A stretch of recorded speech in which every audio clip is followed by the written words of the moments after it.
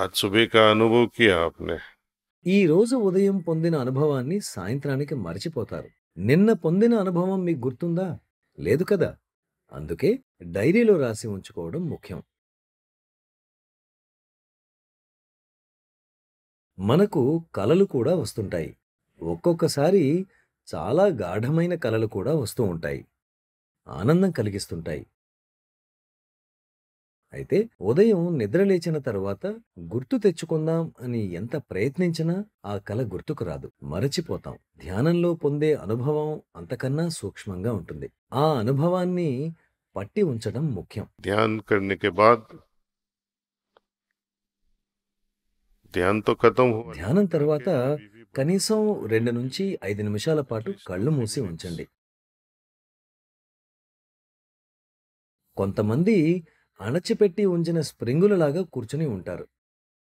ధ్యానం ముగిసిన వెనువెంటనే లేచి వెళ్ళిపోతూ ఉంటారు.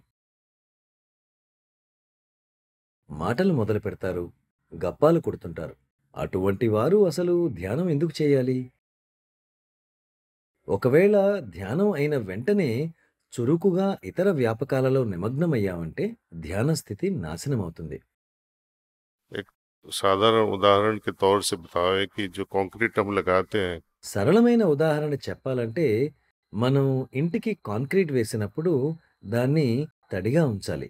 అందుకే 24 గంటలు దానిపై నీళ్లు చల్లుతూ ఉంటాం. అప్పుడే అది చక్కగా సర్దుకుంటుంది. नए नए कंक्रीट का यूज करने लगो, क्या होएगा? కొత్త కాంక్రీట్‌పై నడిస్తే ఏమవుతుంది? ముద్రలు పడతాయి. అది పాడైపోతుంది. కాంక్రీట్ గట్టిపడాలంటే 24 గంటల సమయం పడుతుంది. మన అంతరంగ స్థితి అంతకంటే సూక్ష్మంగా ఉంటుంది. वो ठोस है, ये बहुत कोमल है। అది చాలా కోమలంగా ఉంటుంది. ఆలోచనలతోనే ఆ స్థితి అంతమైపోతుంది. ఆలోచనల శరాఘాతం ఆ స్థితిని అంతం చేసేస్తుంది. అందుకే ధ్యానం అనంతరం కనీసం 5 నిమిషాల పాటు అలాగే కూర్చొని ఆ ధ్యాన స్థితిని కొనసాగించండి. తరువాత మీ రోజువారీ కార్యక్రమాలకు ఆ ధ్యాన స్థితిని వ్యాపింపచేయండి. तो जब हम ये बात करते हैं तो ఈ మాటలు చెప్తూ ఉన్నప్పుడు ఒక సందేహం వస్తుంది. అసలు మనం ఎందుకు ధ్యానం చేస్తున్నాం? ఆ ఎరుక ఉండాలి. రెండవది, మనం ఏ ధ్యేయం కొరకు ధ్యానం చేస్తూ ఉన్నామో ఆ ధ్యేయం సాధించాలి అన్న తపన ఉండాలి.